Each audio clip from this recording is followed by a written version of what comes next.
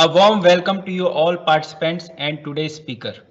I would like to start this session, the first technical session. Actually, this is a 5-day additive manufacturing FDP faculty development program, which is starting from today, 9th of November, and which is going up to 13th of November 2020.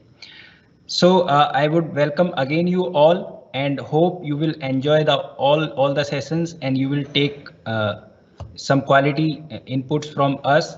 And over to for the further proceeding, over to our anchor, Professor Sarvana Kumar. Over to you, sir. Thank you, sir. Hello, everyone. Namaskar. Thank you very much joining with us in 5-day faculty development program and additive manufacturing and industrial scopes and applications.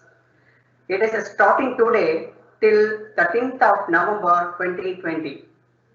We have 13 technical sessions and 1 stress management session in this entire event. I welcome you all in this online FDP. Additive manufacturing is considered to be an essential ingredient in this new movement of industrial revolution, and we can say that this is going to be the future of modern industries. My name is Sarvana Kumar from NIET, from Noida Institute of Engineering and Technology, that is NIET. It is a great opportunity for me getting this chance to share about NIET Greater Noida. It is one of the premier engineering and management institutes of Uttar Pradesh, and I'm very proud to say that it is the only institute in UP to be recognized by all 4 ranking and accrediting government organizations. We have 6 programs NBA accredited, NAAC A grade, NIRF ranked in the band of 200 to 250 and top 50 in innovation under ARIIA 2020 ranking. It is first private institute to get autonomous status in Uttar Pradesh as well. Dear participants, we assure that you will have a great online FDP ahead in terms of every aspect of it. Please feel free to write your questions in the chat box if you have any. We will be addressing questions towards the end of each session. Now, I'm pleased to introduce Honorable Speaker of the session, who's a well-known personality in the field of additive manufacturing. We are talking about a person who is inspiration of many. Please welcome Dr. N.M. Ravikumar. Dr. N.M. Ravikumar is Associate Professor in Mechanical Engineering Department at National Institute of Technology, Warangal. He obtained BTech degree in Mechanical Engineering from JNTU, Kakinada in 2020. ME in Computer Integrated Manufacturing, that is SIM, from PSG College of Technology, Coimbatore in 2002. PhD in Mechanical Engineering from Osmania University, Hyderabad in 2011, and postdoctoral research in 3D printing at Milwaukee School of Engineering, USA in 2012. He has surpassed more than 30 MTech projects and produced 4 PhDs and guiding 4 more PhD theses. He has published more than 70 research papers in national and international conferences and journals. He has filed 1 international patent and 2 Indian patents in the area of 3D printing. He is instrumental in setting up a rapid prototyping laboratory at NIT Warangal. He started MTech program in additive manufacturing in collaboration with Central Manufacturing Technology Institute, that is CMTI Bangalore. First time in India of its kind. He has established a world-class metal 3D printing facility at NIT Warangal under TEQIP 3 grant. He has conducted more than 15 training programs across in India and trained around 900 participants in the area of 3D printing. He received Young Engineer of the Year 2009 award from the Government of Andhra Pradesh and the Institute Engineers, that is in India. He has executed sponsored R&D projects worth of 1.24 crore rupees in this area of 3D printing.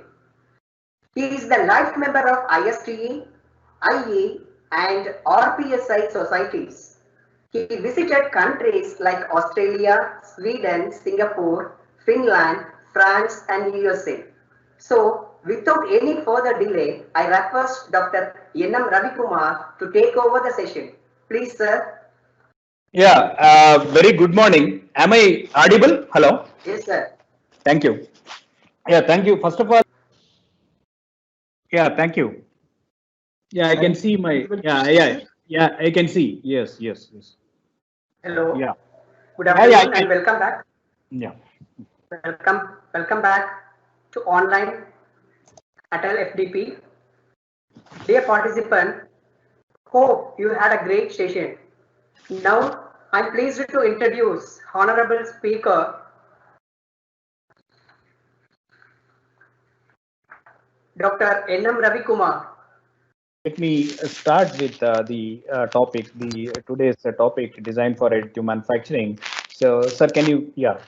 Then this is going to be the presentation outline. So let me start with introduction to 3D printing design. Why? Because design is crucial here in additive manufacturing. Or why? Because as we know, in the well-known garbage in, garbage out, right? Say, then you have to be careful while working with additive manufacturing.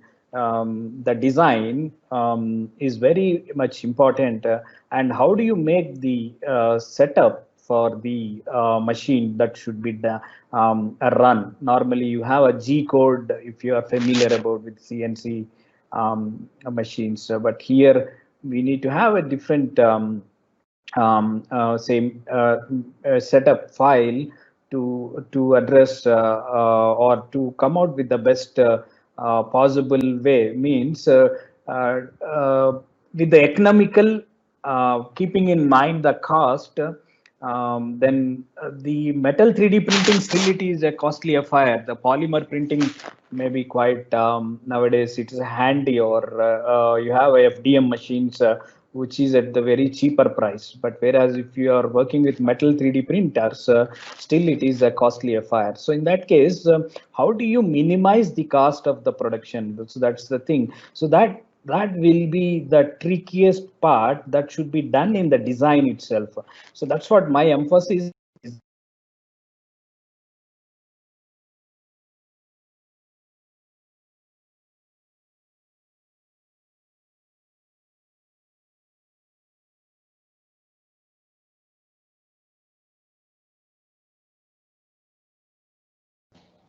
Voice not audible, sir. Hello. Hello. Yes, it is audible now, sir. Yeah, I don't know in between what happened. Okay, so is it okay now? Yeah. Yes, it is audible now. Thank you. So then, with this, this is what I am going to deliver, the various aspects of this additive manufacturing design aspects. So right from the process plan and the part orientation is one of the parameter that we need to take care. Then how do you take care of that also we are going to see, and support structure generation is another topic. And slicing and tool path generation, it is not like a conventional CNC machining practice. That's what we need to have some special tool path here. But in such there is no tool, but the name previous the CNC technology, you have a tool path that's it has been inherited that terminology, but there is no such tool here. So it may be a laser or it may be a extrusion head that's going to generate the tool path or the the cross section that you are trying to build out layer by layer.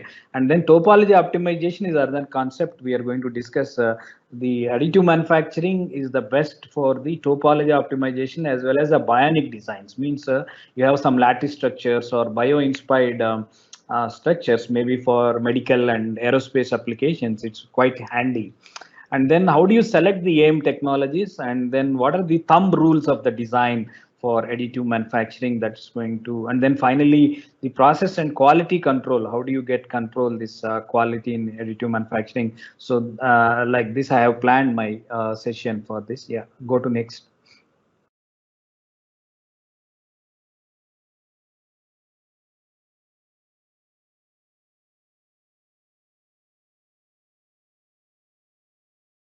Yeah, so let me introduce the 3D printing design. Yeah, next. So in the 3D printing design, so probably my previous speaker might have given some introduction to this, and then even the in apparel technology, how it will be. The Deepak might have given you the insight. So now I have become the second speaker. Then I can have some liberty to go rush. So say my idea of putting this slide here is, so how do you get generate your design? Maybe through CAD modeling, that is the one route you can generate, or through reverse engineering or 3D scanning technology, that is another say route, or the other way of doing it, or medical applications where CT or MRI will be the design. They start digital data that we need to start with this technology. Yes, next. So whatever maybe you name this technology, but basically we should start the design from the digital information, maybe generated through scanning devices, or maybe modeled through CAD/CAM CAE packages. Yes, yeah, next.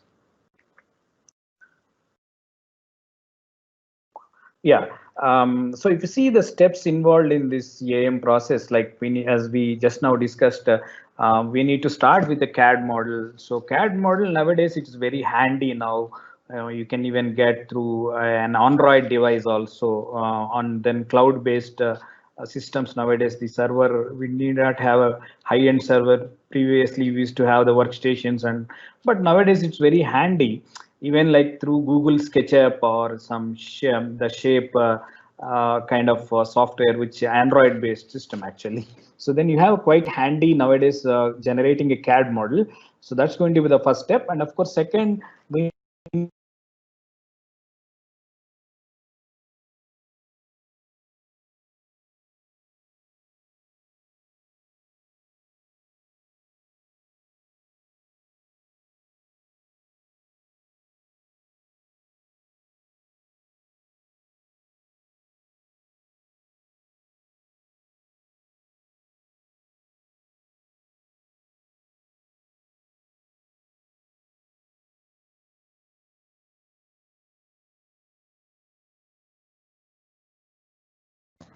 Sir, voice not audible, sir.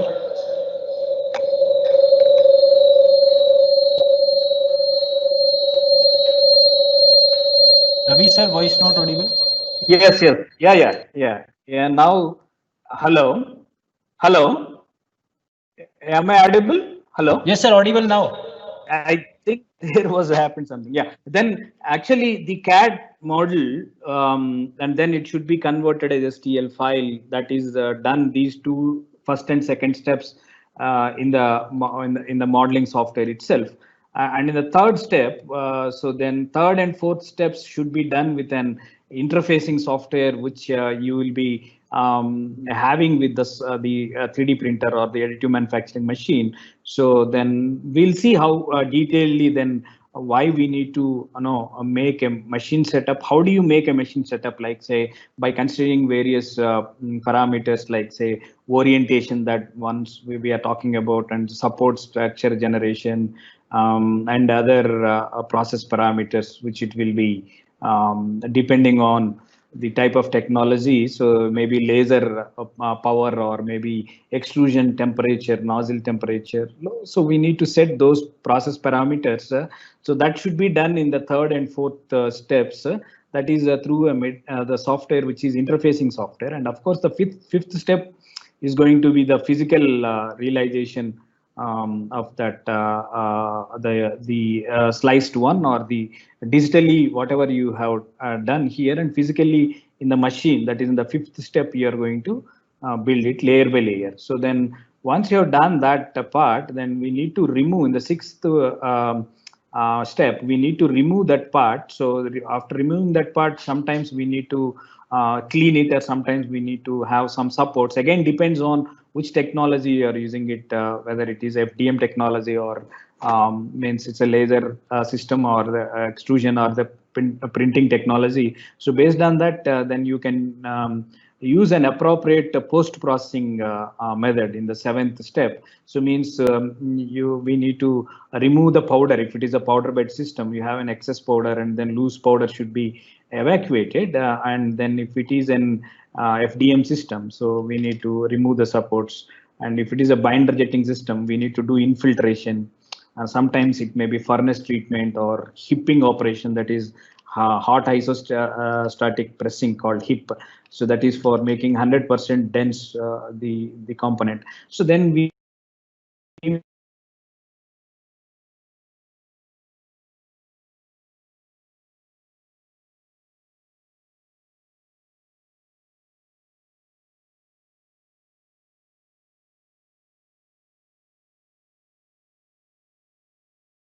previously discussed. So you have a 3D model capture is the one method, that is through scanning or CAD modeling. So once you have done the CAD modeling, so there is a third block here saying the mesh repair. What do you mean by that mesh repair? So mesh repair will be say because of some say some defect in your STL file. STL file is basically an triangular file that we'll discuss in length. So then sometimes we need to do some repair to your mesh, that is STL file. So then we use mesh repair tools for that. And then next step is a slicer software. As I said, like you have some interfacing software, that is slicer software. You have softwares like Cura, Repetitor, Slicer for Fusion. These are the open source softwares nowadays. This is very much free of cost. We can download, and then you can basically use it for the fusion FDM, that is a fused deposition modeling based kind of a systems. So, but still it's a metal. Still we need to go with some proprietary softwares to be used to do the slicing of the jobs. And then once you're done the slicing, so then you say this is a one way of doing it. Otherwise, you may have some design library. Say somebody else has already made these models and kept it in a design library. Say, for example, you have Thingiverse. You have one say design or a digital library where you can download free of cost. Then I will give you some of the tools available from the internet. Even you can download these standard models, or some kind of a engineering designs, or some COVID-19 related, or some kind of entertainment related models. Even you can download from some of the design libraries like Thingiverse, GrabCAD, and other things. Yeah, next. So then once you have, yeah, as we know that the CAD design tools, we have the straightforward route will be, yeah, next. So the straightforward route will be the CAD designs. Like you are very well versed with this kind of either CATIA, ProE, or AutoCAD. So then we need to make either a solid model or a surface model is very much needed. But if it is a solid model, it is very handy for 3D printing. So then you can use any one of these CAD modeling tools. Yes, next. So either surface modeling, or yeah. So you have a plenty of tools available, say right from the freeform modeling tools like Blender. Again, Blender, I'm highlighting it. Some of the tools, those are open source softwares which you can download free of cost. Say you have Blender is one, and you may have Lightwave, 3D Studio Max, Maya. But you may be well aware of this. Then how the 3D printing is related here is like, say, you have to start with the design, right? So then you can use any one of these freeform or artistic softwares, or even it can be a Tinkercad is another open source software for beginners. It will be very handy also. Then one can make models very easily. And Google SketchUp may be another thing. And then of course, apart from this, you have some proprietary or well-known engineering CAD/CAM CAE softwares like you have SolidWorks, Inventor, Fusion, AutoCAD, Creo, CATIA. So apart from this, I'm talking about the Onshape. There is a one software called Onshape. Onshape is an Android-based say tool, so which you can even use your Android phones or the tabs even to design your CAD models. So you have, these are some of the tools available. Then is one of the method is to start with the CAD design. So then you can use an appropriate tool to be started to start your design. Yes, next. So once, yeah, then 3D capture is nothing but 3D scanning technology. Yes, next. So then 3D scanning. So as we know that you can in the scanning or the capturing method. So you have a physical object.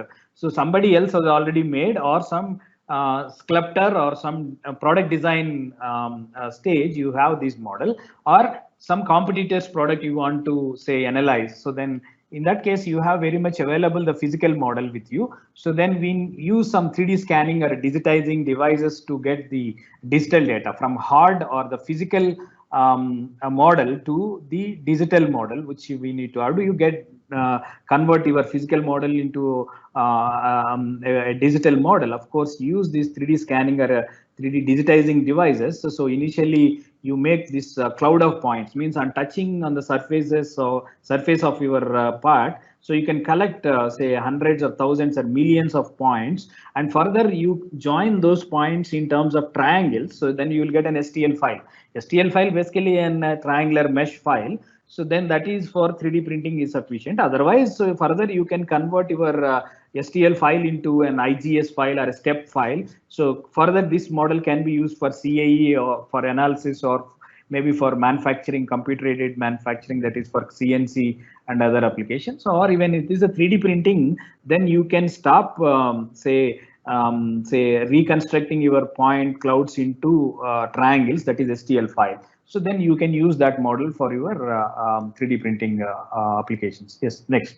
So these are some of the steps, and then you may have different types of scanning devices, like you have physical touch probes. So normally something like your CMM, which is this coordinate measuring machine, will be having some styrus ball, right? So similar way, physical touch probes, or some laser beam based probes, like where it's a non-contact kind of say method, or even you can use some optical devices or CCD cameras to capture your images, right? So this is normally you do for the external surfaces, but even you can have the medical CT scanners, so that can be say scanned your data for the internal organs or bones or anatomy. So for the say study the bone or the tissues, soft tissues, then you may even go with the CT scanner. So let it be any either it is a external scanning device like say engineering CT scanners, or it can be an internal examination from the CT scanner. So you can start your design of your the model to be fabricated by using the scanning devices also. Yes, next. So then you may have yeah, several scanning devices. Depends on your length, means the size of an object. Say it may be say 0.01 meters to 30 meters, right? So even nowadays you can have say in terms of a Faraday articulated arm or a laser tracker, or even you have a Renisha laser interferometer. So even you can take a laptop to the site, and you have some 30-meter object, which it should be something like our Statue of Liberty, or any other sculptures, so which we need to scan them it and preserve it. So then even you can use these scanners as for your size of the object which you are going to scan it, right? Yeah, next. So then you may have different scanning reconstruction software. Means these tools are the softwares used to reconstruct your data. As I said, like you are going to get is a cloud of points, thousands or millions of points. Then we need to do a curve fitting, and then further surface and further solid model we need to reconstruct. So for that reason, you may have plenty of say tools available. So right from the Geomagick and Kinet Fusion, Recap, and you have other for drone applications exclusively have a drone deploy. So then you have plenty of tools available nowadays. So for this kind of let's say digitization or the 3D scanning, so where you have a physical object and then get scanned and then getting the say digital data. Yes. So this is a one way of doing it. Like so far we are discussing like a CAD model, or this is a scanning 3D scanning technique, and then next one will be the medical scanning. Yes, next.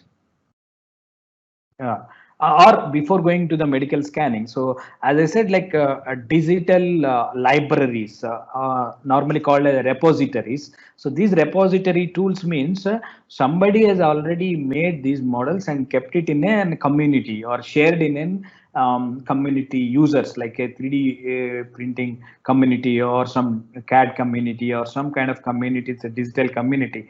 So then you have model something, and then you can share that model in STL file or in a native file format, like maybe .prt, or you have plenty of websites or repositories like for doing this job. Say if you are looking for exclusively for engineering parts, then go with the GrabCAD.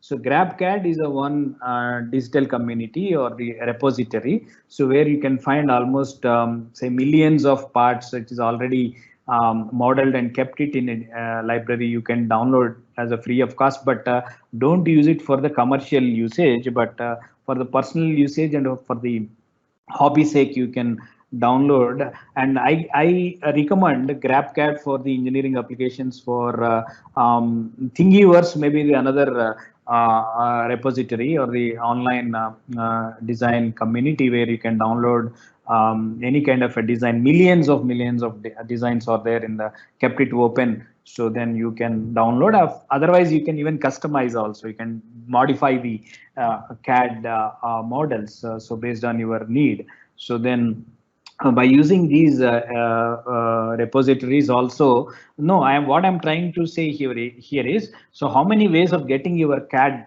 design for your 3D printing. So this may be the, you are not modeling anything here. Somebody has modeled and then you are trying to, you make use of that model. But if you are interested to write from the scratch, then you go with any CAD/CAM CAE modeling technique. Yes, next. So, and then of course, as we know that another important or promising application is a medical application of 3D printing. So then how do you create a medical data interface to your 3D printer? So of course, it could be the CT data or MRI data. Yes, next. So then CT data. Yes, next.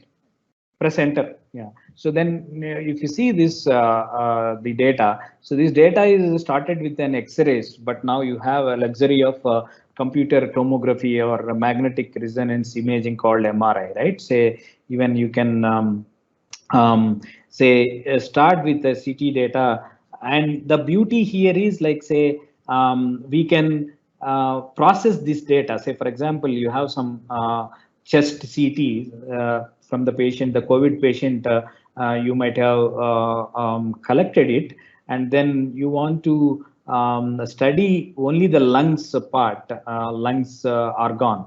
So then you can make use of these medical image processing softwares. So then you can segment and you can segregate, say at this point of time, so the COVID situation. So you want to know the level of infection that the COVID patient is affected by the pandemic. So then you can say create a virtual model taking only those soft tissues, which is of that bone, the tissue density or the Hounsfield number. So then we can, among these black and white images, basically CT MRI images will be a grayscale images, but by using these tools, you can give the life, or you can supplement the the tissues or the organs of interest.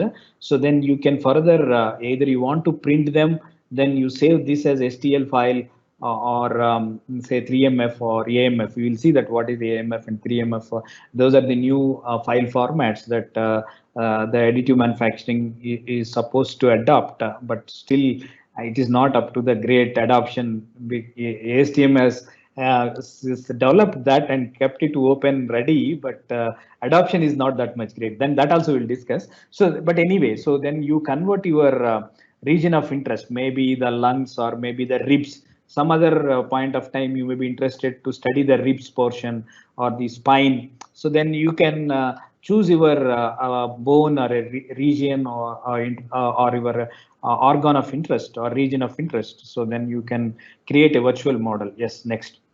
So then once you create, say, kind of interface with the medical data, say you have designed some implant for for some pelvic bone or some femur bone. So then you can even simulate, you can generate a CAD surface or the solid model, and further you can do some modifications. You can take it into the CAD software. So back to say 2 and 4. So then from your medical system to the engineering domain system, like either it can be a CAD system or either it can be a FEA analysis, like say you have some orthopedician has designed some orthopedic implants. So then he needs to test the failure of that bone.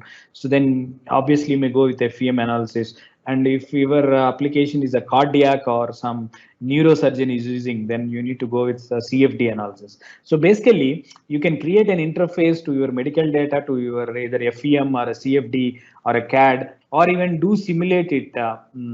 These virtually you can simulate this surgery. You have designed some implant and whether it is withstanding or placement is proper or not. So all that thing simulations can be done. And of course, you can create a 3D a computer model to be generated. And then further, you want to have a physical model, then link that data to the 3D printer.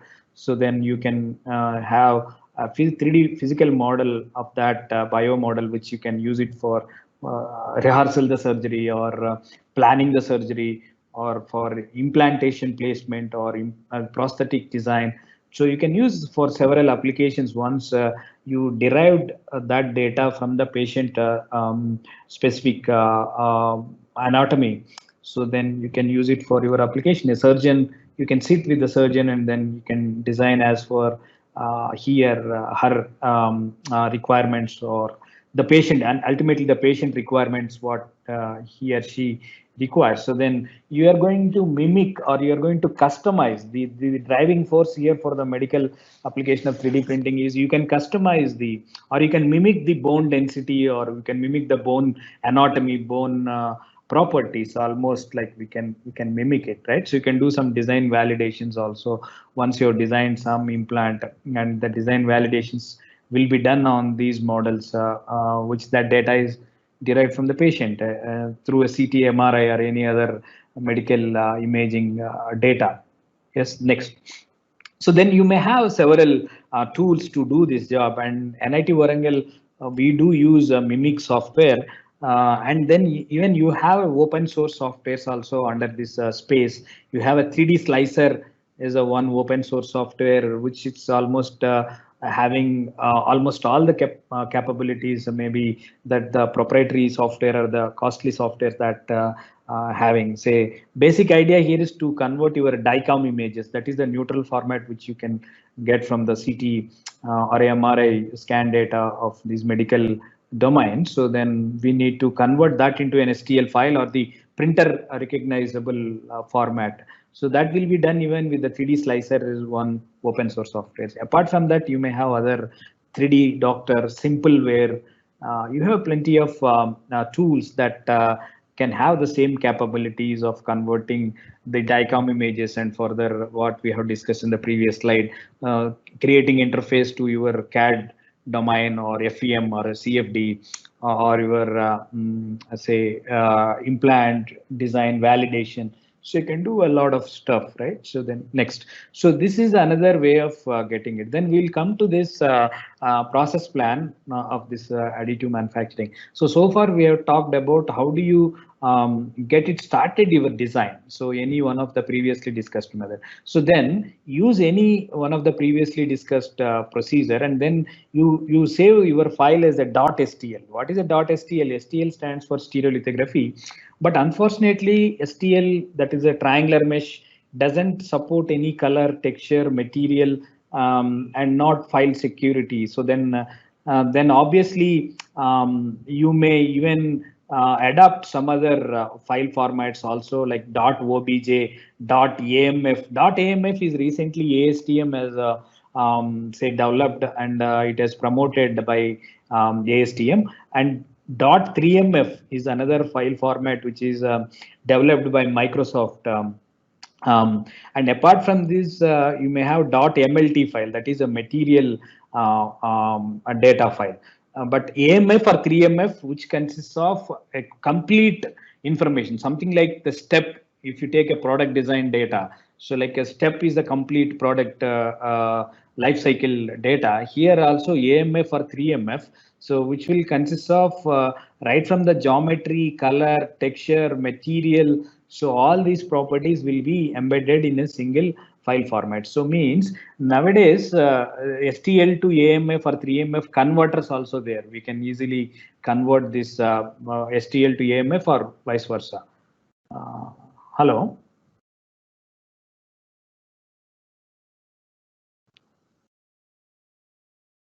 Hello. Sir, PPT has disappeared. Hello. Hello, Rajkumar sir.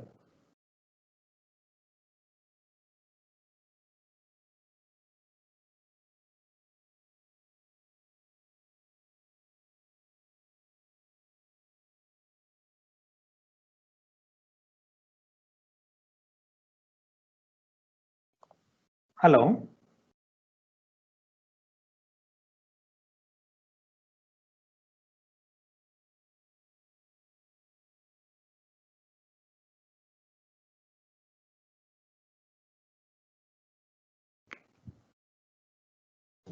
Sir, there is a sharing issue. We will share within few seconds. Yeah, fine. No issue.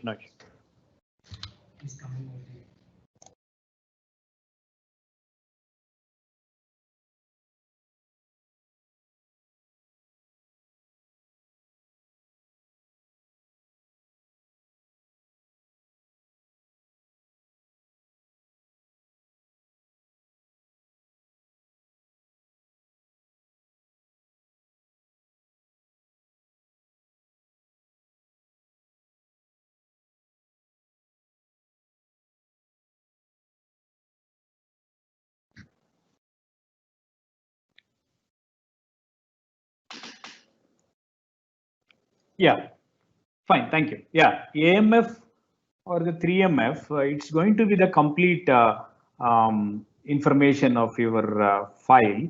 So then nowadays you have the converters from STL to AMF or 3MF or vice versa.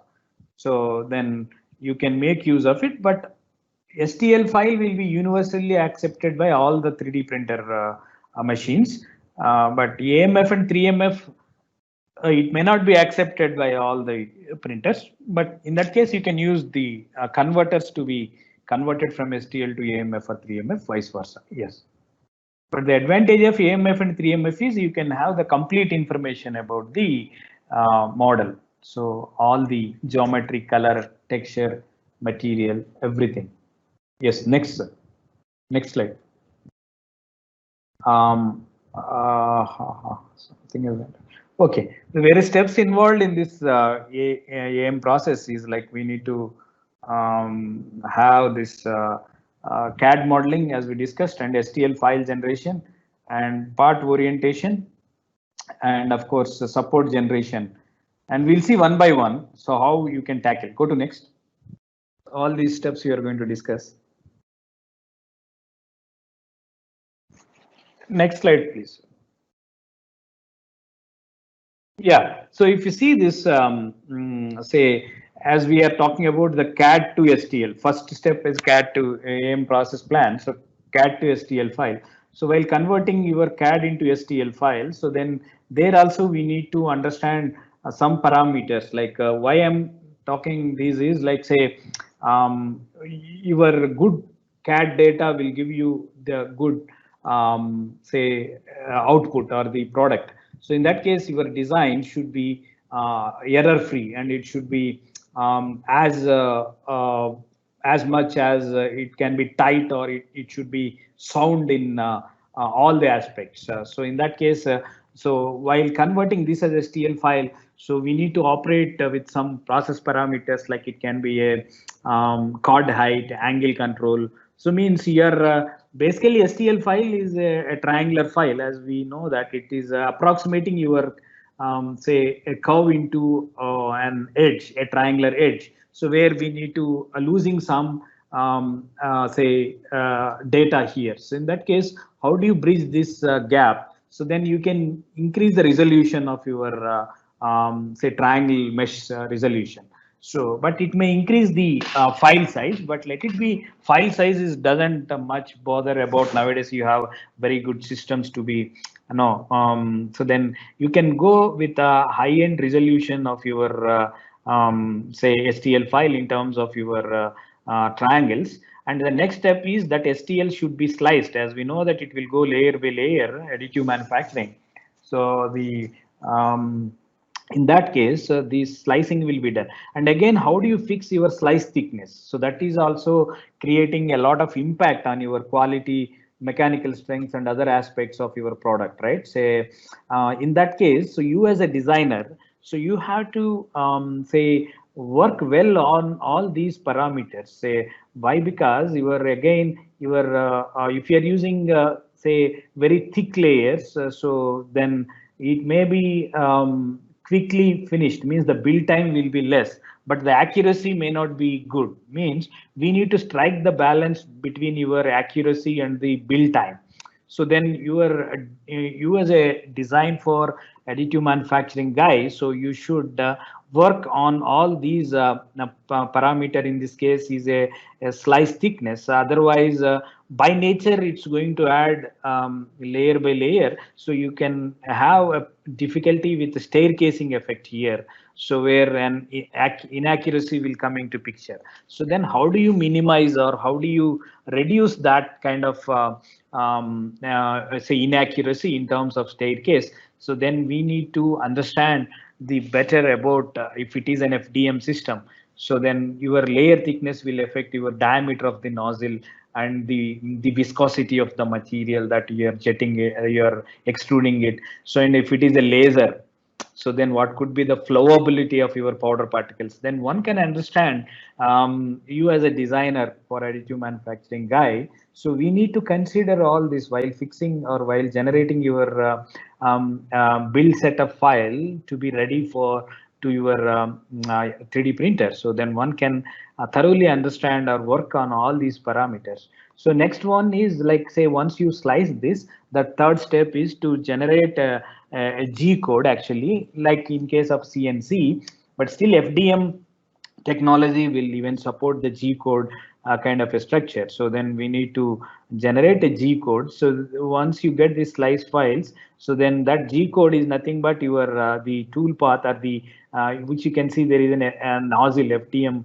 right, say at the bottom left side a figure, which you can see the nozzle is depositing the material onto the platform. So this so how do you say you have a beautiful mechanism here. So in terms of additive manufacturing, so you can make a part is say 100% dense, or if required it should be a 90% dense, or 20% dense, or 30% dense. So why you are saying all this means, like I may have intentionally required some porosity or some lattice structure in case of medical, or in case of aerospace, or I want to make it lightweight structure, or I don't want to have the solid part. So then I can even make say the less dense part, or the say my filling density I can vary. That's what I'm trying to say here. So you can vary those kind of parameters. So while even generating your say tool path or a G code for in order to run your machine. Okay, so next. So then what I'm trying to say here is, so we need to understand about all these parameters. So say other important parameter, as I said, like the part orientation. This part orientation, so it is affecting badly on your all the outcomes of your product, means maybe the accuracy, mechanical properties. So then you, as a good design for additive manufacturing guy, then we need to fix this orientation. So you have the flexibility here. I can build my part, like say I have some say wine glass, so I can fabricate my wine glass in this vertical direction or with 45 degrees to the x-axis plane. X-axis I can make it 45 degrees, and then I can, so which we can see there will be a tremendous inaccuracy or the error that is prone in 45-degree orientation rather than a 90-degree orientation fabrication. So what I'm trying to say, so your build orientation is playing a vital role in terms of your accuracy, mechanical properties, whatnot, like and your post-processing requirement. So which we need to even further polish it or further sometimes machining, polishing, and it may unnecessarily add the cost to your product. So that is what once you need to understand these say orientation, and then which we can reduce the staircase effect or any other say error that it will be prone during that fabrication process. So then part orientation should be fixed properly, and of course as we already discussed, the slice layer thickness, like it can be a thicker layer and thinner layer. So then one can have decide, or sometimes we need to vary it, or sometimes we need to say do a decision, take a decision that what could be the layer thickness that we are going to adapt it. And then last but not the least, support structure. So as we know that from the bottom figure, the blue color one is showing the support material. The support material, again, if you vary the orientation, so the amount of support material that is consuming is different from one fabrication orientation to, say, you have a vertical fabrication orientation, you have an horizontal fabrication orientation in the second figure. And the third figure is totally, I'm a design for additive manufacturing guy.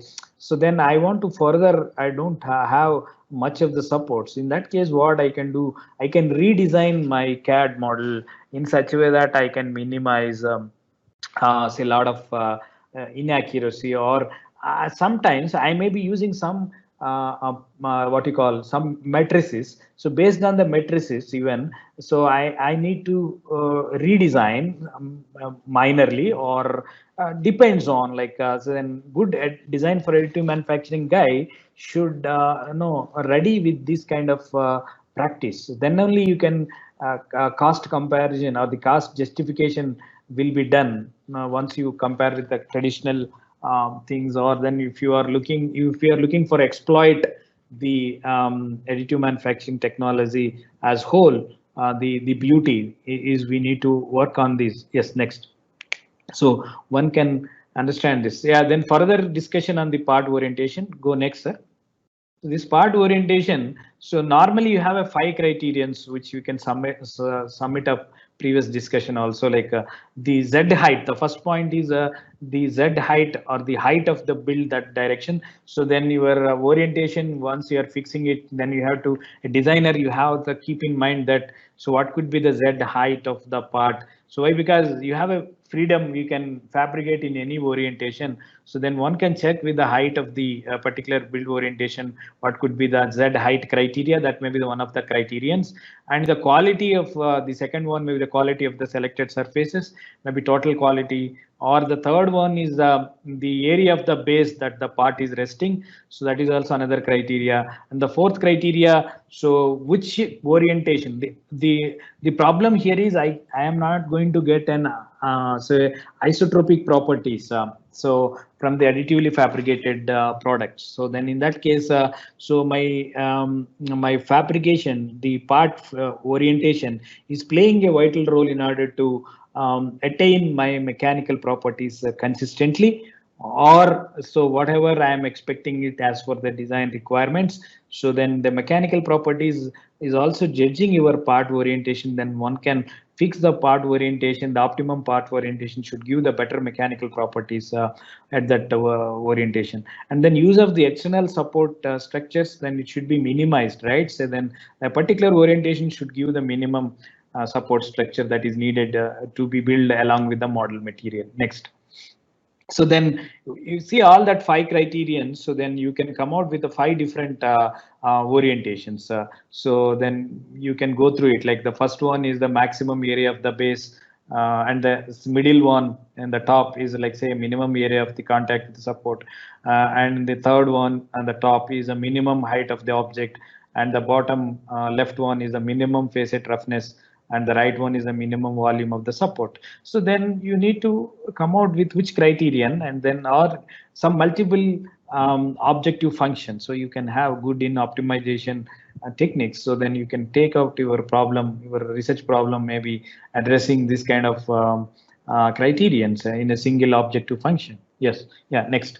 So then one can think, and then if you see how it will be affecting your part orientation on the surface finish. So if you see the left say figure, so the theta value may be say 45 degrees, which is of with the horizontal axis, x-axis, and x will be the layer thickness, and y will be the say your exposed part of the step. Means say if I fabricated the 45-degree orientation, so my straight line and that triangle is a stepped one. So you can see there is a triangular portion that is an error actually, which you are not anticipated, but because of the layer by layer fabrication, so which you have anticipated, not anticipated, but you have end up with this kind of an error. But that error, it may be if it is 45 degree, so you have a less deviation or the less error. And if you see the right side figure, so which my theta angle may be around say 30 degrees around. So with the same layer thickness, I am comparing with the same x, and then I may have y is more than the previous orientation. Say the error is more here, right? So in that way, so one can understand how your build orientation is affecting on the surface finish. So you as a designer, you have to take a decision which orientation that should be fabricated in such a way that you can get the best accuracy of the surface finish of the part, right? So you cannot get the same accuracy, same surface finish. You made one sample with 45 degrees and 30 degrees. No. So then that is your job to decide. So it may be push button. People may say that it's a push button. Yes, it may be push button, but so if you want to exploit this technology at the maximum extent, then you have to work on all these say boxes of the criterions, right? So next. So yeah, then of course mechanical strength, say which you can see left side is 0 degree orientation and say right side is a say 90 degree orientation. And if you see the fracture mechanics, one sample that is left side one is a 0 degree, which we can see the fracture mechanics of that sample, and then with the second sample which it has made with the 90 degree orientation, the fracture mechanics is totally different from 0 degree fabrication to 90 degree fabrication, right? So then one can understand the importance of this orientation in terms of your mechanical properties of the part which you are going to get out of additively fabricated parts. Yes, next.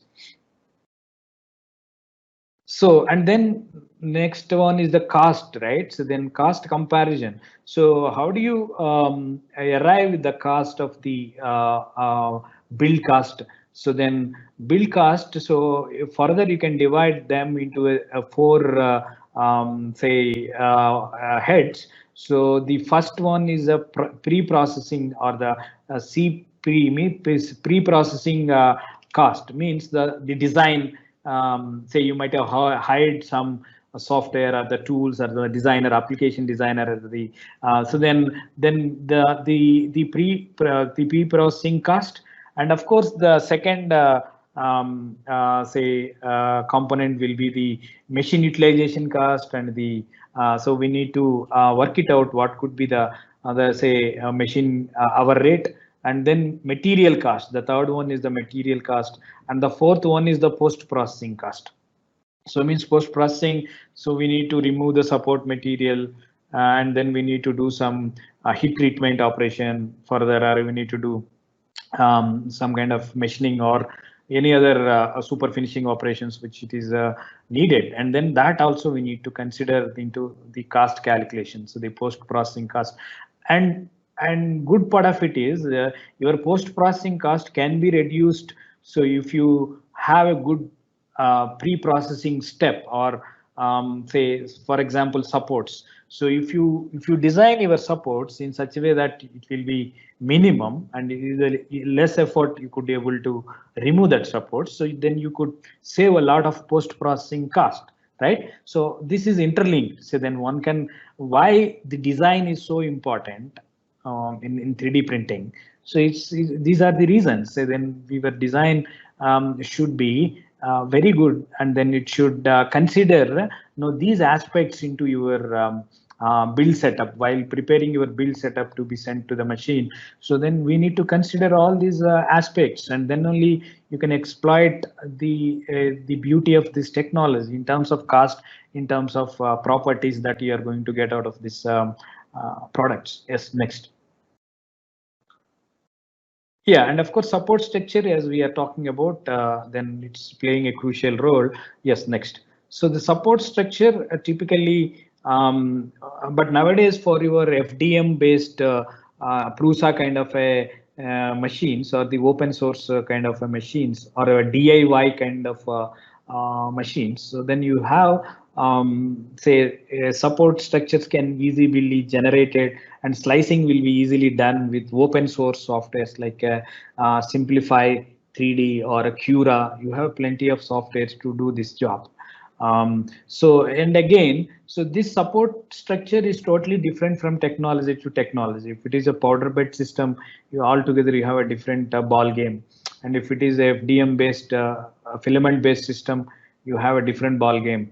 So, and if it is a sheet lamination or the jetting technology material or binder jetting technology, you have a different ball game.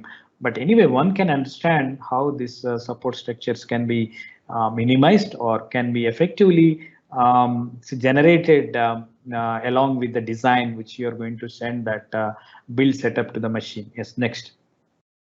So then you may have a different support structures. Typically, it will be say divided into three groups. Say one will be, say if we start from the bottom platform. So platform, on the platform usually this black color one, right, immediate to the platform. So you have a black kind of a supports here that is called a separator kind of a supports, and very well known. Probably once you work with the FDM filament based system, there is a raft, raft, right?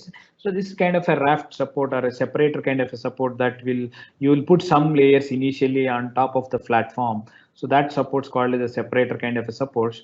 And right immediate to that separator kind of a supports, you have a main support, that is a medium dark, which you can see this second layer. So that is the main support, and which you can see the third one is the very important kind of a support is a Sierra or a needle kind of a support.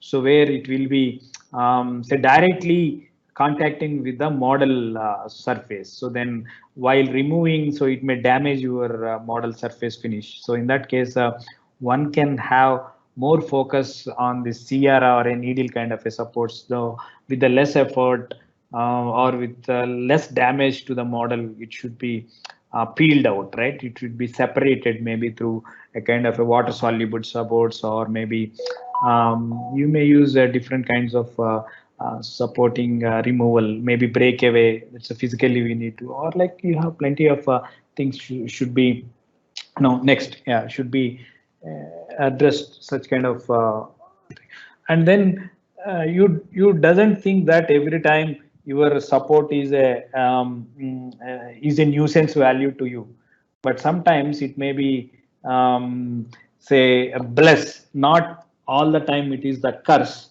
but it may be bless also. How it will be the bless, the support is the bless for your additively fabricated part. So that will tell you the story about this left side part. So in the left side figure A, which we can see, there are some peeling of these layers. That is the topmost layer, the 1, 2, 3, 4. The top 4 layers, which it got some peeling effect, right? So then if you should have given some support, which you can see on the figure B. So with the support structure, so then you could able to make an error-free component. But in this case, the supports may be the bless for you. It's not a boon. Sorry, it's a boon for you. It's not a curse, right? So then, and this is about maybe the polymer printing, the warpage or a kind of a peeling effect, or it may be the case for metal 3D printing. So then you have it's a residual stresses will be built, and which you have a temperature gradient is, say, you may be operating 10 power 5 degree Kelvin per second, maybe. So such a huge temperature gradients. So then heat should be the conduction should be good, and then only you can anticipate a very good quality products. In case of metal, if you take, then the conduction. So then support may act as a conductor in that case. So not all the times you can say that is support is a nuisance value or a curse for you, but it may be bless also sometimes. But so you as a designer, you must understand these phenomena, and then you can come out with the best designs of your additively fabricated parts, the design for additive manufacturing. So all these talking about the supports. Yeah, next. So then one can understand the and of course the slicing and toolpath generation. The next step is which we need to slice it, and we need to generate the toolpath. Yes, next. So for in order to do that, and of course the slicing part, you have the model, the 3D model, and then which we need to slice it. Yes, based on the layer thickness that your machine is adaptable, then you can use that appropriate layer thickness to be applied. Next. So then, yeah, then how do you get calculated this slice points of the contour data points?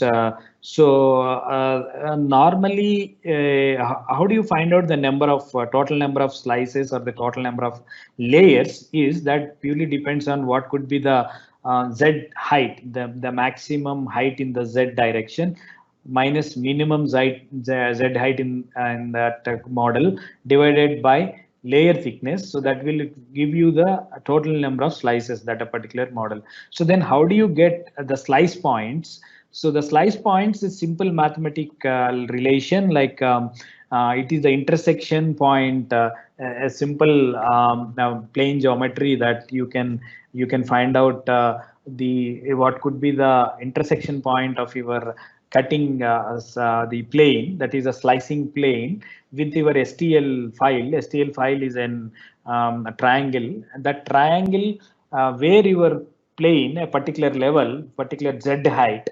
So means then intersection point of a simple plane and the edge. So it's simple relation. With the simple relation plane geometry, one can find out your the coordinate of your say X coordinate and Y coordinate at that particular Z height. So then you can say march this for one layer, for start with Z0, that Z minimum, or at from the platform. So now you start slicing it, and you get the slice points at that level, and increment your layer thickness. Say your Z minimum plus layer thickness. So that is the first layer, and then you at that level you use this simple mathematical equation. So why STL file? One can understand STL file is a triangle. Triangle is supposed to be the simplest form of all the polygons, and if it is other than the triangle, obviously it is a more time consuming while calculating your slice points. And if it is a curve, it is more tedious computationally, right? That's what your slicing algorithms will become very tough, and you need to write your own algorithm. You need to write your own coding to do that. But these commercial machines will be used the same simple uniform slicing method, and then this is the a simple equation they adopt for getting your slice points. Yes, next. So once you get this slice points, yeah, and one more thing I forgot to tell you, this is a identification of the peak features. Like say, what do you mean by identification of the peak features? Say, if you see the figure A in the left side, so where my layer thickness, I'm talking about at the, say I have some curvature, I say 1, 2, 3, 4th. I have a 4th layer from the bottom. So from the bottom, I have a 4th layer, which I have some curvature here. But that curvature may be say less than my layer thickness. Say I'm using layer thickness as say 0.2 mm, but my radius, my feature, it may be 0.1 or 0.05. And then definitely I may vomit, or I may skip this feature while fabricating it. Why? Because my slice thickness itself, it is a 0.2 mm, but my feature is 0.05 mm. So definitely I may say miss this feature while fabricating it. So then one can understand the design thoroughly, and then what could be the minimum size of the feature or a wall thickness, or then we have to analyze on this part features, and then based on that we need to fix your layer thickness and the other parameters. This is how do you tackle that? Means wherever you have such kind of a peak feature, and further you reduce the layer thickness. So that is a one solution to do this, right? So then one can understand these say problems, or rather than the constraints, we can put it in that way. And again, depends on whether you are using FDM technology. So then what could be the your nozzle diameter and the stepper motor size and the other things which we need to, it will be controlling your Z height of your layer thickness, right? So then one can understand that. Then based on that, we need to say generate your build setup. So to, and then further send it to the machine. Yes, next. Yeah, and then once you get these slice points, I'm talking about say A, the figure A. So I have a slice plane, and then I have an STL file which is of the triangle, and wherever I have the intersection point with my slice point to the triangle, and then that is going to be my slice point. So then I can collect all those slice points. So then that is what it's showing in the figure B and figure C. So how do you join those slice points at that level? Then I have only two options. Either I can go with the clockwise or counterclockwise. So that's what you have figure C and figure D. So based on that, so one can identify a particular feature is belongs to an interior feature or the exterior feature, or that is the internal feature or the external feature to your why? Because your STL file is only the mesh file. It's not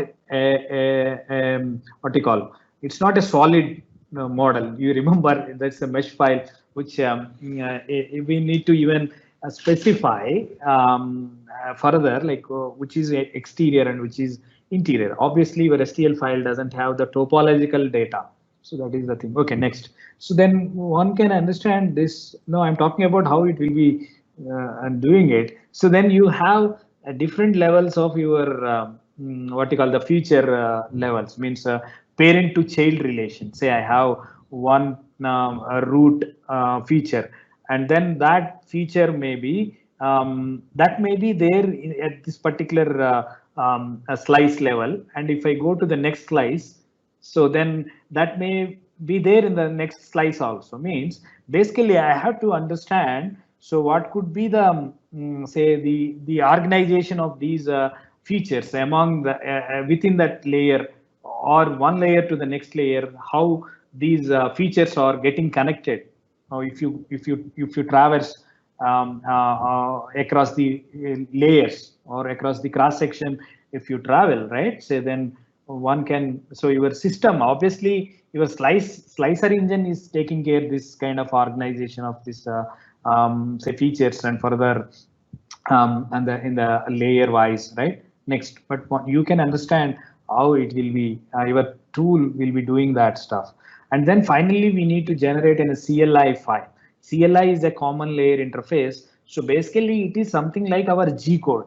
So in the G code, like how you will be sending the tool path data to the CNC machine, And here but unfortunately you don't have a common format like STL file is there for the CAD representation. Once you take the CAD file and you have sliced it, now your 3D CAD STL file, CAD in STL file format, now it is in the form of a layers, in the form of a slices, right? So then unfortunately you don't have a standard file format for the, obviously it may not be possible also, maybe you may have a different technologies and different vendors, but that may be the secrecy or I don't know, but you don't have any standard format for generating this say CL data. Normally you call in a CNC practice. So you don't have such kind of a common contour layer format, but purely depends on your proprietary machine and the proprietary technology. So it may be a .CLI or it may be .SLI or it may be .leap. So, but it will vary from technology to technology or the machine vendor to machine vendor.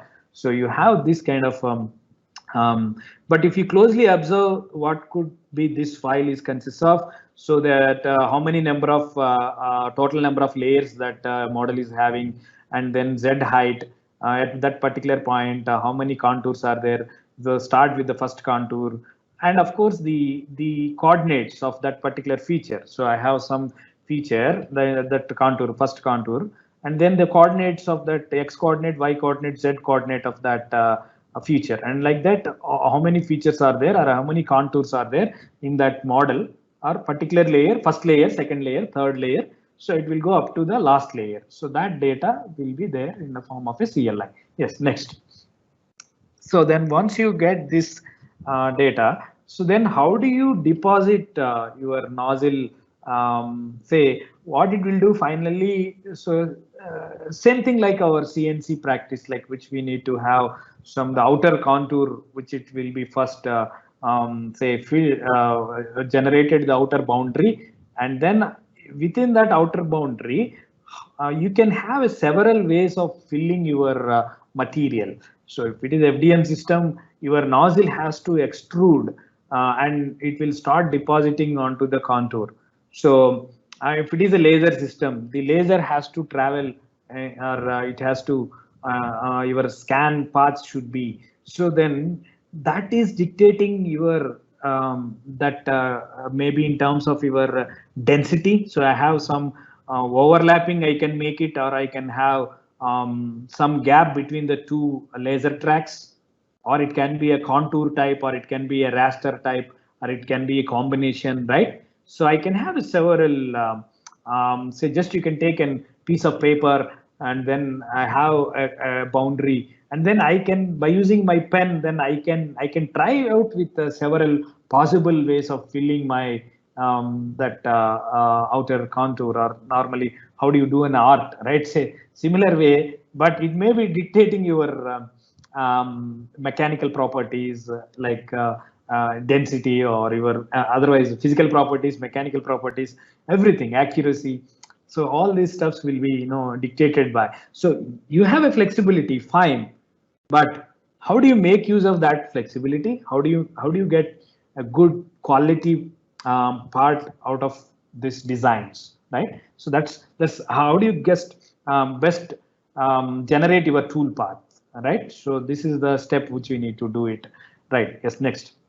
So one can yeah, and then of course we'll talk a bit of mesh repair and slicer tools. So far we have discussed the workflow of this. How do you get it started, your CAD model, and get it converted as STL file, and then get it sliced and get it generated toolpath. But as we are talking about, sometimes we need to do some repair of our STL files. Then how do you do that? Next. So then you may have say softwares like Magix or maybe other tools. So then we can even edit our STL files. Why we need to edit the STL file is, as I said, like STL file is a monolithic. It doesn't have it have only the coordinates, but it doesn't have it have the geometry, but it doesn't have the topology. It doesn't have the colors. and it doesn't have the material property, nothing. So then if you want, your 3D printer is capable of printing in colors and printing in multiple materials also, of course, nowadays. Then how do you tackle this? Means then we need to sometimes edit this thing, and then you may use some tools like Magics or any other tools, either for visualization or measuring some dimensions, or labeling, or painting, or haloing it out, or cutting, or Boolean operations, or smoothing as next. So you can do all this, but once you have in say AMF file format or 3MF file format, so it will be taken care. So that is a new version of STL file, that is the ASTM or 3MF AMF or 3MF file format. Yes, next, go to next. So then you can, yeah, so then you can use STL repair, means like I have some triangles. I'm talking about the third figure. Say I have some triangle, as you know that it's a triangular mesh. So I have one triangle got missed. So then what is the problem with the triangle got missed? So if triangle got missed, and then during the slicing algorithm, your slicing algorithm may get confused, or you don't have a closed boundary, and it's not a watertight model. So that will create an error. So then one can understand the healthiness of this STL file. So that can be done with these kind of a tools. Yes, next. Or sometimes we need to do some repairs. Yeah, and then here you can use some as again the supports. How do you get tackled with supports? So don't give the supports uniform across all the features. So then you see the feature. Say for example, the first figure, that is left top figure. Left side topmost. So then I have this kind of a feature. The yellow color one is the support material, and the gray color one is the model material. So then I have this kind of a block kind of feature. So then I need to give a block support here. Say in the other way, the second figure, which you come down,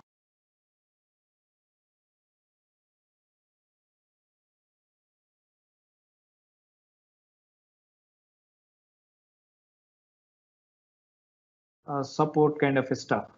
And then you come to the third figure, the next figure, the third one, and which you have what you call, there is an very small feature, and then for the small feature corresponding on the points support will be given.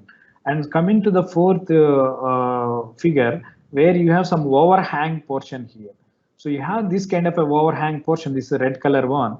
So then we need to give a gazette kind of a support. So means, and you have the last one, the fifth one is some kind of a circular feature.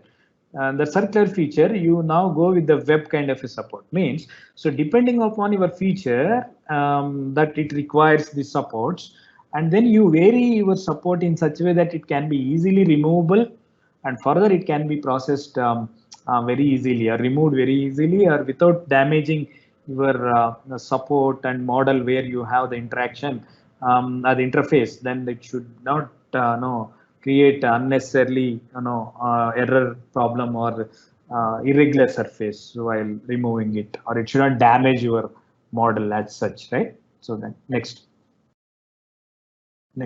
Yeah, then as I said, like you have, say this is exclusively for FDM based DIY kind of printers, which I put this slide here. So then anyway, you start with an STL file. I'm talking about the bottom left part, the top left part, that is a design, that is STL.obj or .x3d or 3MF, means it can be any format that you can take it.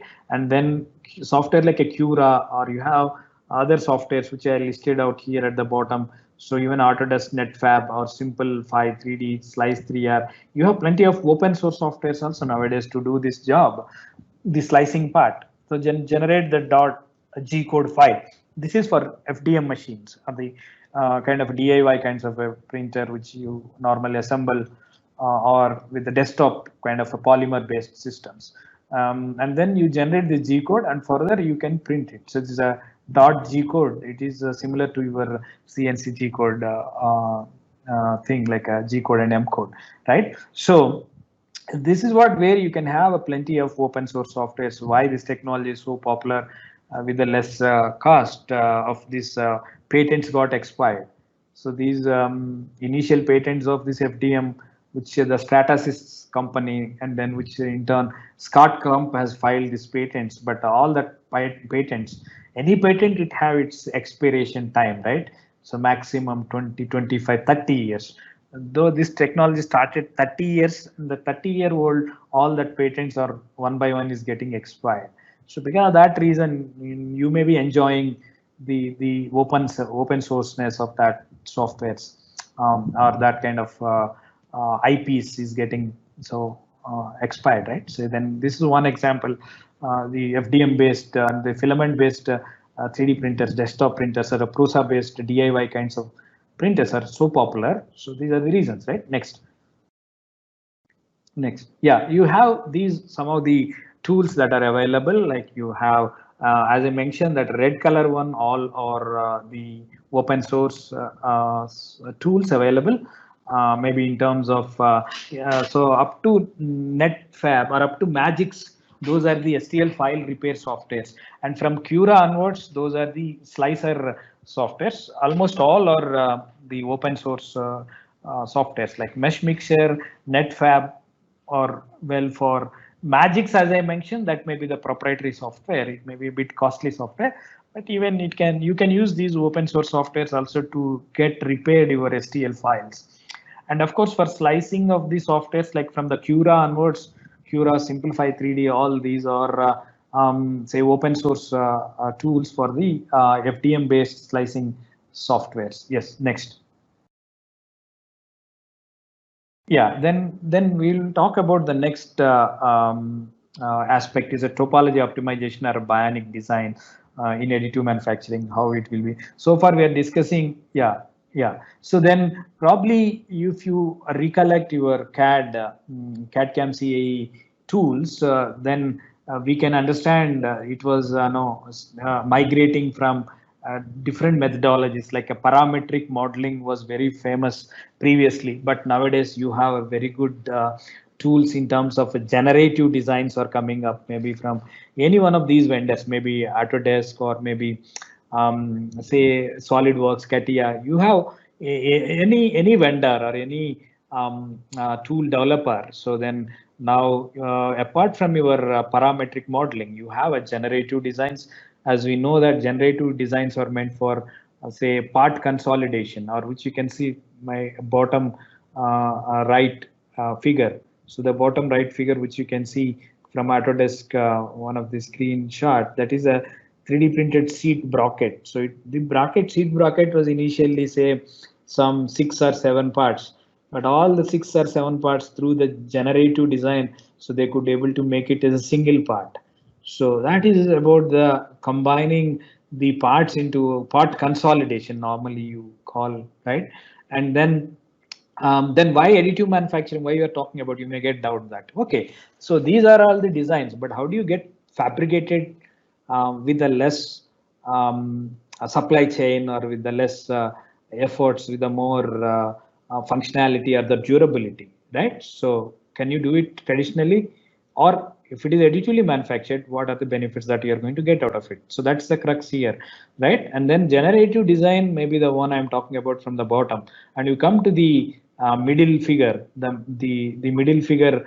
This is a bracket, then aerospace component which is there in the bracket, the aero bracket. So this aero bracket, previously it was like a solid block, but now due to the topology optimization, so which you can divide the entire design, your product into a design space and non-design space, and wherever you have say non-design space, like for example in this case the 4 screws and this say kind of feature is a design space, but apart from those features, and rest will be a solid block. Why you want to have, you can scoop out that material, right? So you can make more lightweighted structure.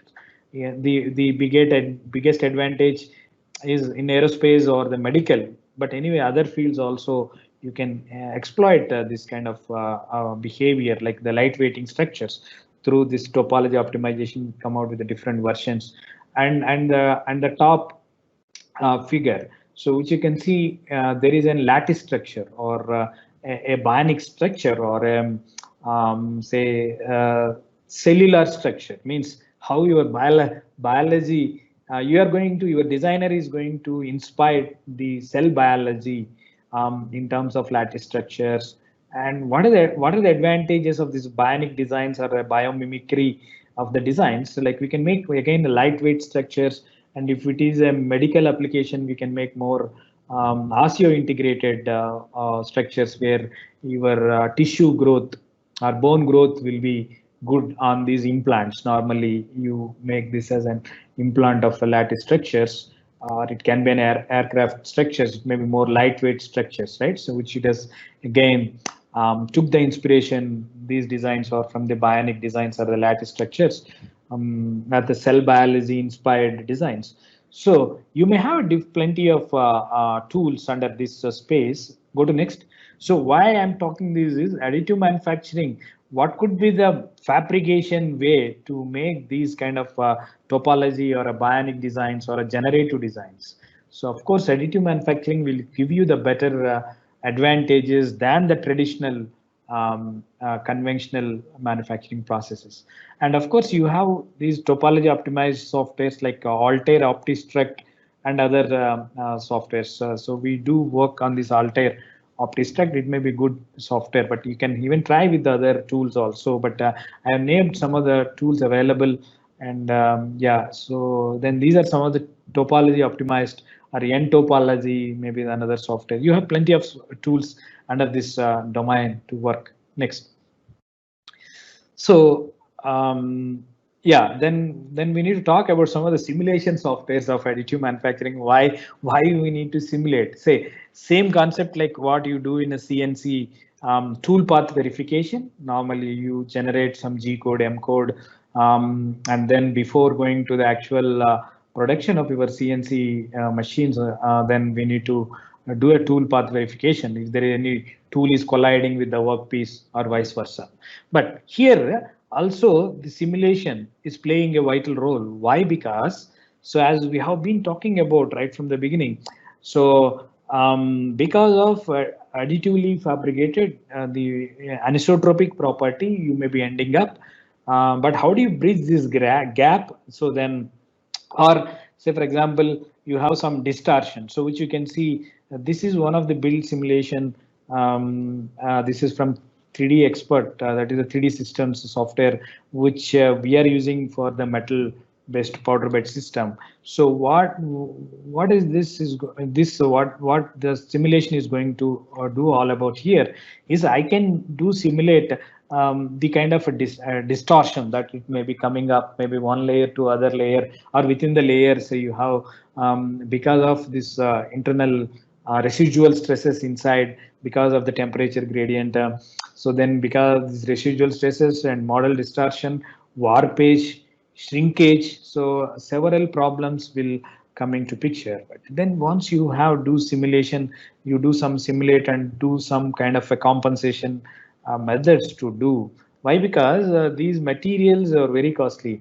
So the per kg metal powder, it may be costing you around not less than minimum to minimum, say 5 to 6,000 to 20 to 25,000 up to titanium or any other material, metal material. From steel to the titanium, you may have say 3,000, 4,000 to 25,000 per kg.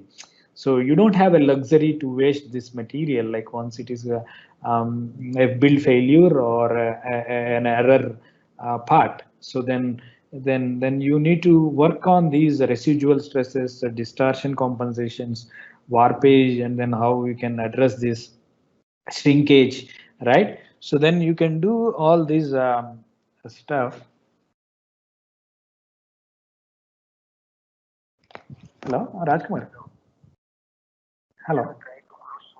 Yes. Yeah. Yeah. So we need to address these kind of yeah. So we need to how do you get minimize this? Maybe through simulation stuff which you can do. Then we can even address some of the recoder damaging or risk to printer damage, or minimizing the number of build trials or predicting some kind of post-processing requirements, maybe heat treatment or shipping process or support removal. Yes, next. So one can understand these kind of simulations and do verify your say residual stresses and plastic strains, and then like right from the beginning orientation, support, configuration. That, yeah, next, go to next slide please. Yeah, so you may have a different simulation tools right from the nowadays you have from the ANSYS additive part. There is a one simulation, and 3D expert, right, we are talking about, and even from the Autodesk, Siemens, and each and every company, they are now trying to have some simulation kind of tools for 3D printing, maybe targeting to different say materials and the technologies. Yeah, next. And how do you select this? Of course, yes, next. So you have materials, then we have the polymers, metals, ceramics, composites, functional materials, biological and food material, and the raw material maybe powder, filament, sheet, liquid. And ASTM has probably the Deepak might have talked about all these technologies. Okay, I will skip this. And next, go to next. Go to next. Next, you have a different materials. Okay, material part. Maybe polymer, thermoset, thermoplastic, you have a plenty of. Yes, next. Coming to the metals, again you have stainless steel, tool steel, aluminum, titanium, cobalt, chrome, tungsten, nickel based, hastolite, copper, gold, silver. Yes, you have not only this, you have other materials. Yeah, next. Ceramics. So under ceramics you have a zirconia based or silicon nitride or alumina. You have silica, hydroxyapatite like calcium phosphate, and quadrate kind of ceramics. Yes, next. You can have composites. It's quite interesting nowadays, like maybe a fiber reinforced plastics, or it can be a continuous fibers, or it can be a metal matrix composites. Yeah, it's quite yeah. And then novel materials, maybe a functionally graded materials. You can even grade the alloys or different compositions or metal matrix composites. Yes, next.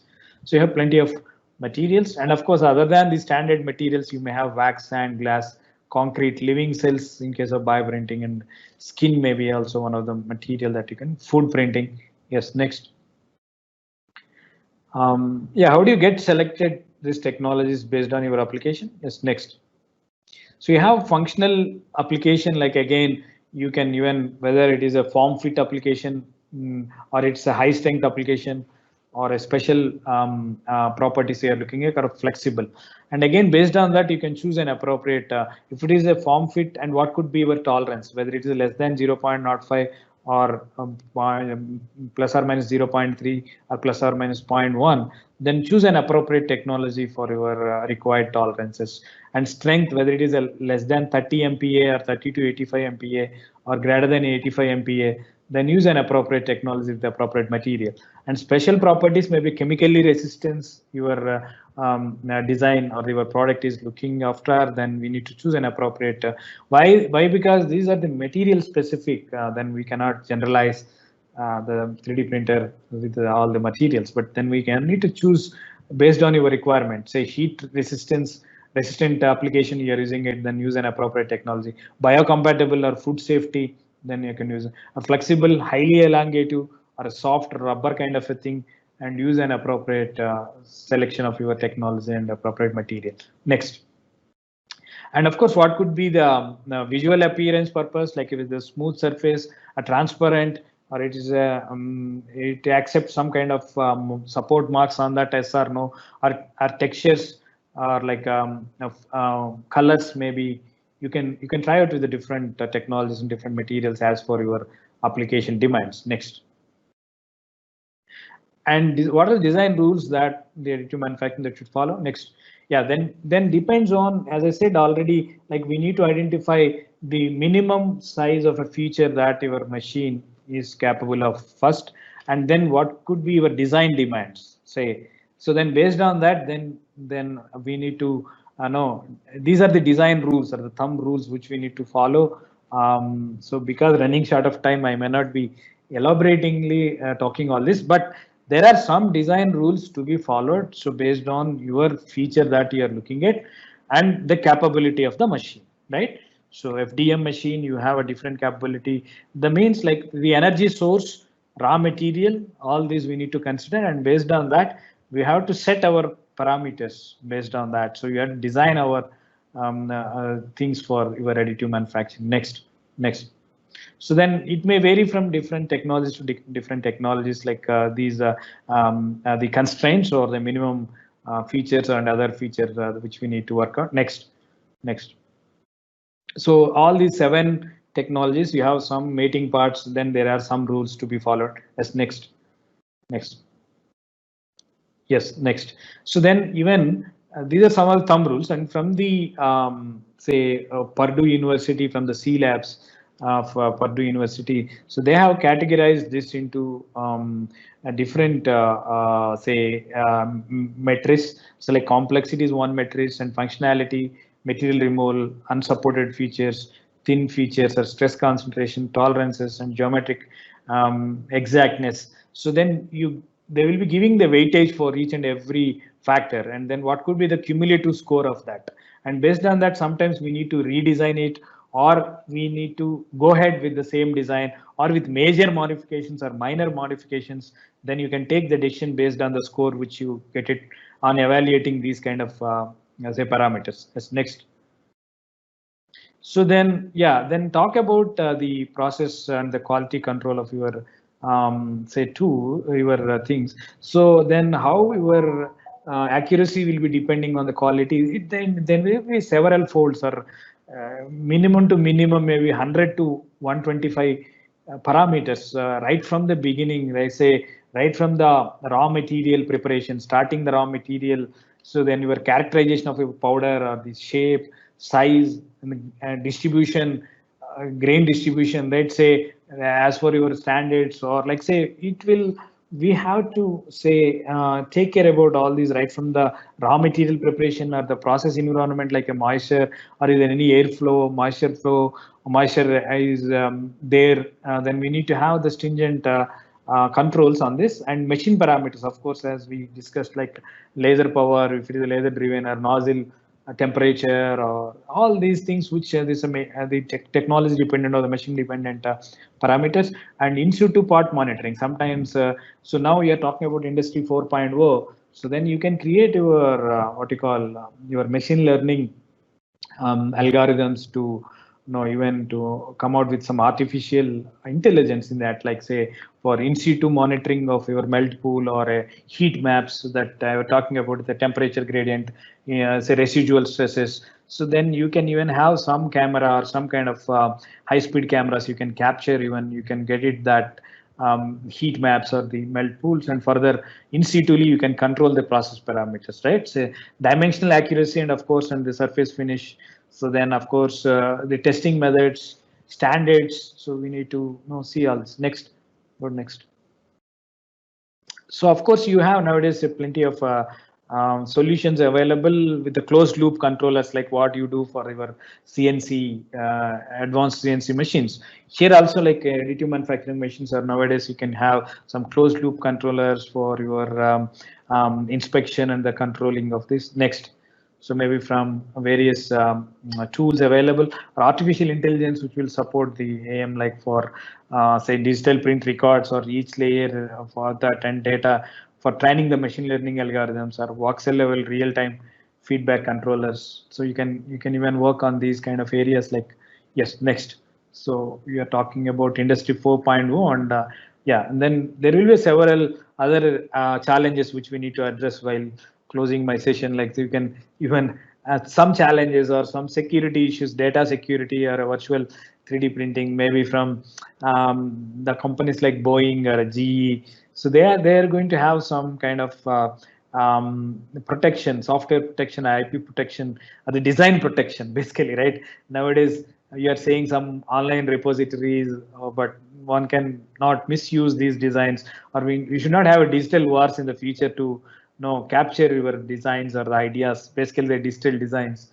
Maybe the next war, maybe the digital war, maybe, we don't know under these circumstances. But anyway, so then we need to have the protection of these softwares to manage or protect the IPs, or enabling a kind of security of this data. Okay, next, what next? Yeah, and then material testing, of course, you may get lot of doubts like how do you get tested the additively fabricated parts. So you can use a non-destructive testing or a destructive testing normally, conventionally what you do it, but the melt pool monitoring system is another thing where we need to talk exclusively on that. But the other conventional methods can be adopted for testing of your parts that is made out of either non-destructive or destructive methods. Yes. Next. So then fabrication challenges, as we can summarize it here, like so there will be a lack of standardization of the process, like say machine to machine, there will be a there is not consistent results or the outcome we can find from run to run or machine to machine. The consistency of the source material may be the reason, or the process control and the error correction may be the another thing which you can reduce or eliminate these kind of problems. And the post processing requirements, of course, we do adopt some kind of post processing requirements to build this gap, maybe comparing with good properties with the conventional methods, but not closing the gap with the conventional. But certification may be another issue, like we don't have much ASTM or ISO standards or DIN standards to certify whether you made a good quality part or a bad quality part. And new potential health hazards nowadays, it's especially if you work with powder based systems, maybe 20 microns or maybe 50 micron powder particles. So then there will be a kind of respirators we need to use, and there will be a chance of VOCs, maybe some particles it may come out. So then integrity of the digital data, as we said, like the kind of how do you get secured your data, maybe some blockchain technology to secure your data. And then finally, how do you protect your IPs? That's another challenge. And then once you are adopting AM in your factory or in your say workflow, so then we need to have these challenges to be addressed. Next. So yeah, so next, whatever so far we are discussing, so then we need to conclude here. Next, go to next slide, please. Yeah, so let me summarize and then I will be closing the session. So what we have been talking about for the past 1.5 hours. So then we have started with the design importance in 3D printing, and then the tools, 3D printing tools and softwares, and the process plan for additive manufacturing, which the part orientation may be the crucial parameter, and support structure generation, model slicing and toolpath generation, various kinds of toolpath generations, and how it is affecting on the strength or the requirements of the part that you fabricated, and topology optimization and bionic designs, and the process and the quality controls, of course, the last we discussed, and how do you get selected the AM technology and the design rules for the additive manufacturing. This is what we have discussed. Go next. So yeah, so this is my presentation, but before closing the presentation, so I want to show you the facilities. Go to next slide. Is there? Go to next slide. Yeah, so these are some of the facilities which we have at NIT Warangal at our lab. So then if somebody is interested, you can go and visit the YouTube channel, that is AM Lab NIT Warangal. We have the powder bed system from 3D Systems USA, that is a powder bed system, DMP Flux metal 3D printer, which can capable of printing steel, say aluminum, titanium, cobalt, chrome, nickel based alloys, and then you can prepare our own material also. And then we have other FDM based Stratasys machines like Dimension, Mojo, Ultimaker, and we have a couple of scanners, AnyScan, SenseScan, and we have muffle furnace and the short pinning machines for post processing of the metal 3D printed parts. And then finally, we have some softwares, tools related to medical image processing for the mimics, and STL file corrections and other stuff for the magics, and Thematic again for the medical implants design, Catalyst and the 3D Expert, that is along with that metal 3D printer it will come. That is the simulation the build setup preparation for the powder bed metal additive manufacturing system. Yes, go next. I think that's all from my side. Thank you so much for this wonderful session, sir. We would like to take some questions, sir, if you don't Sure, mind, sir. sure, definitely. As many Okay. as I'm willing to take. Yeah. Actually, sir, we are also running out of time, so we will Correct. few of them. Yes, sure. So the first question is, it is Yeah. from some anonymous. Actually, how DFAM is different from conventional CAD? Yeah, conventional CAD, DFM. Yeah, DFM is basically it's a kind of phenomena designed for manufacturing. You are talking about the conventional manufacturing. So that is how your designs can easily made it fabricated with a more cost-effective way, right? So that is DFM. But whereas if you that is a conventional design for manufacturing thing, like whereas your additive manufacturing you have to see in a different perspective here. Design for additive manufacturing means this is a totally a new era of fabricating it, not the conventional way which you remove the material or you are not using a conventional way here. But of course, which we need to in that case, whatever we are discussing so far, so then it should be, say for example, your support generation or your orientation or your residual stresses, how it will be addressed. Otherwise,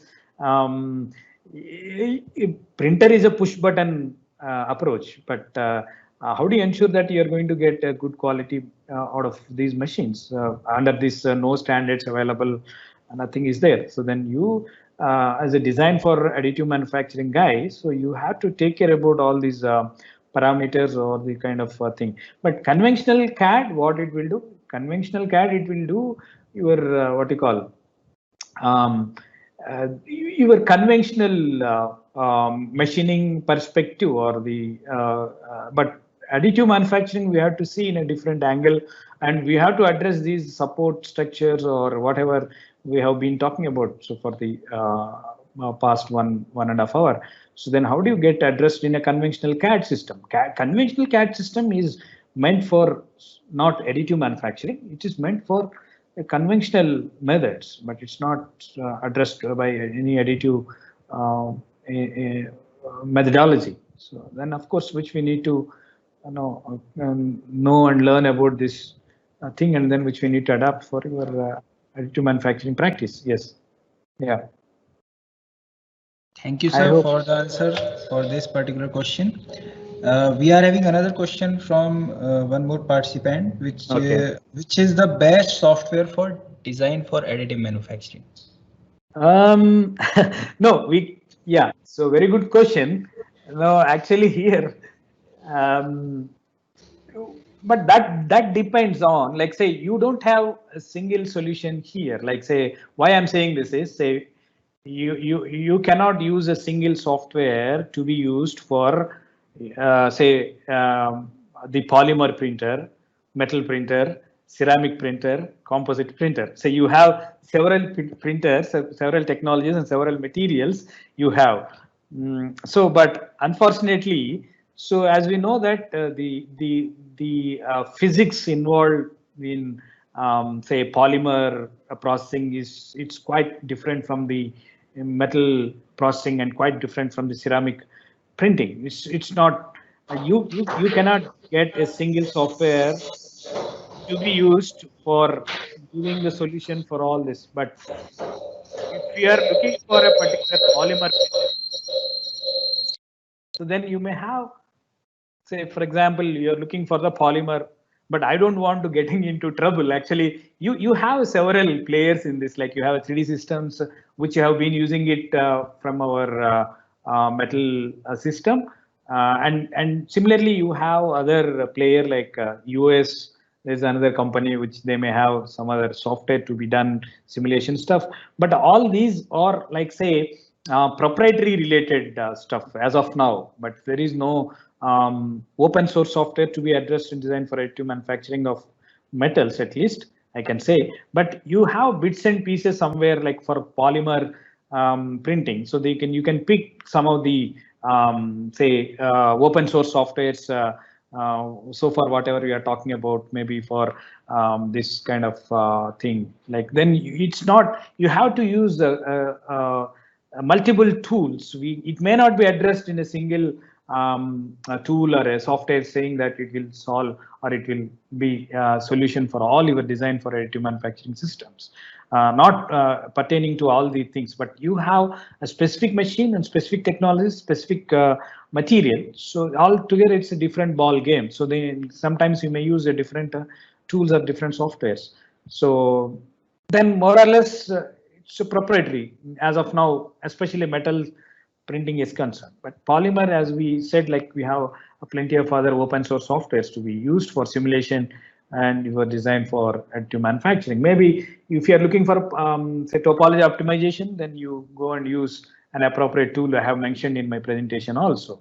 So that's what I put some red bolded one. So those are the suggested or the best design for additive manufacturing or the tools under that domain. That's what I put it in a bold, in a red color. So you can even go through it afterwards also. So sharing this PPT to you, then I have that list. So then you can go through that list, go to the appropriate slide and then you can check it. Yes. Yeah. Sir, so we got your answers and we got your points, sir. Actually, how to use the best software, this is totally dependent on our applications. So here